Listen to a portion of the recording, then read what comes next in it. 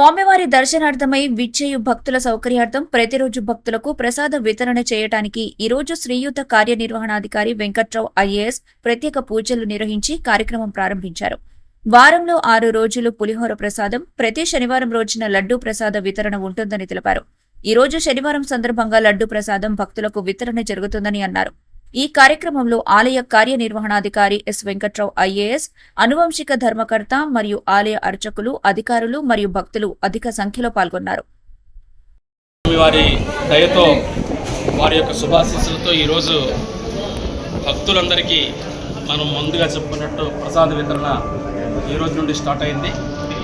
ఈరోజు మొట్టమొదటిసారిగా ఈ కార్యక్రమాన్ని ప్రారంభించుకోవడం చాలా సంతోషంగా ఉంది.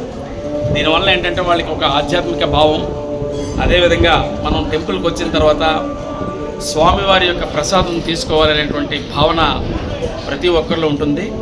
దాన్ని ఫుల్ఫిల్ చేద్దామన్న ఉద్దేశంతో ఇదే విధంగా తిరుపతిలో అయితే ఏ రకంగా సర్వభక్తులకి ఈ ప్రసాద వితరణ జరుగుతుందో అలాగే ఇక్కడ చేయాలన్న ఉద్దేశంతో మేము ఉన్నాం.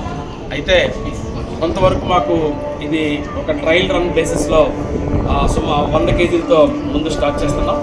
దీన్ని ట్రయల్ చేసిన తర్వాత ఏ రకంగా దీన్ని ముందుకు తీసుకెళ్ళాలి, 100% భక్తులకి ఏ రకంగా సదుపాయాలు కానీ ఇన్ఫ్రాస్ట్రక్చర్ కానీ ఎట్లా కల్పించాలన్నది ఆలోచించి తప్పనిసరిగా ఇది అతి కొద్ది రోజుల్లోనే 100% ఇది అమలు చేయడానికి ప్రయత్నం చేస్తాం.